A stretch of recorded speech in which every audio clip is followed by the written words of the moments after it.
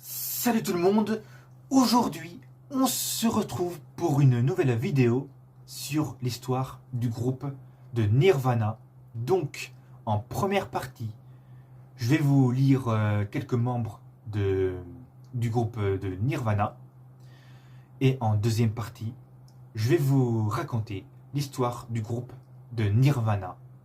Et c'est parti.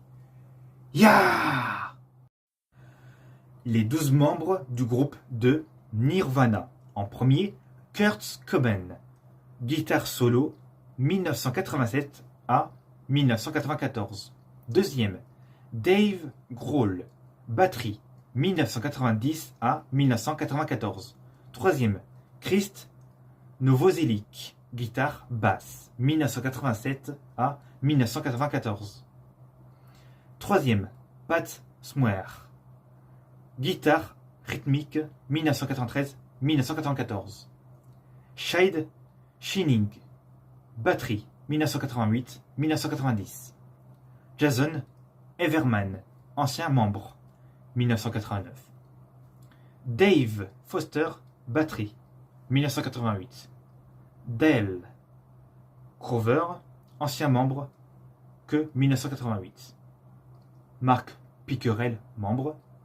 Aaron Burkhardt, batterie 1987. Mark Langen, 1989. Et en dernier, Dan Peters, batterie 1990. Voilà. L'histoire de Nirvana. La création du groupe de Nirvana est apparue en 1987. Donc, Kurt Cobain, qui a fait connaissance avec le musicien américain Chris Novoselic. Donc eux, ils ont créé leur groupe, donc en appelant en nom du groupe Nirvana. Donc voilà. Donc Chris Novoselic est un musicien né le 16 mai 1965, âgé de 59 ans aujourd'hui. Donc voilà. Et ensuite, alors pourquoi le groupe s'appelle Nirvana? Alors, il y a deux choses pourquoi ça s'appelle Nirvana. Première chose, donc c'est parce que Kurt Cobain ne voulait pas d'autres noms en pseudo du groupe de rock punk. Lui, il disait que souvent que il voulait pas les noms assez violents parce que ça le faisait penser trop aux rockers métalleux, genre méchants, agressifs, et aux méchants punk. Donc voilà, il voulait pas que ce soit genre des titres genre de personnes méchants qui seraient genre comme s'ils avaient fait un groupe de genre avec des, je sais pas, je dirais comme lui quand il disait, c'est genre avec des paroles méchantes quoi en gros.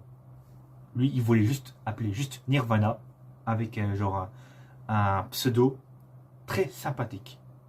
Donc voilà.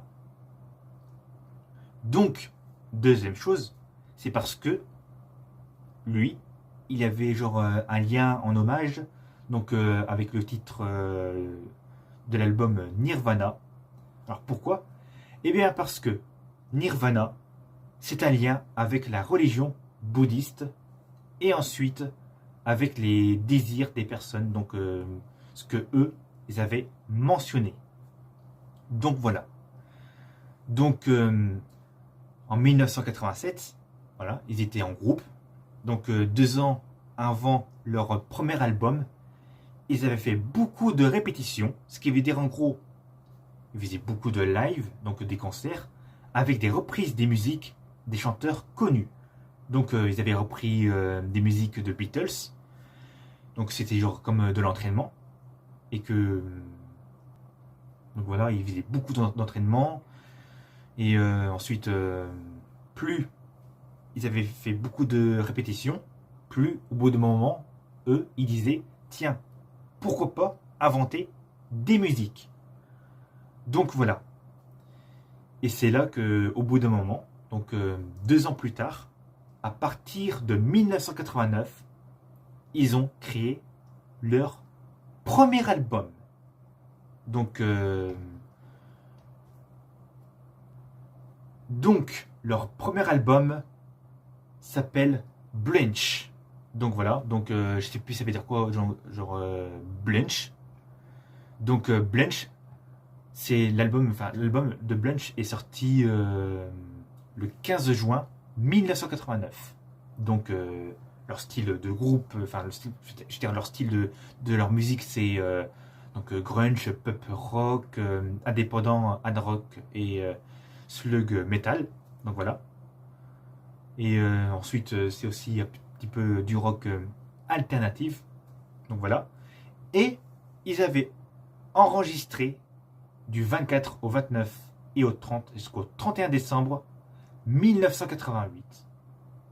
Et donc, ce qui veut dire en gros du 14 au 24 janvier 1989. Avec le label Sub Pop. Donc voilà.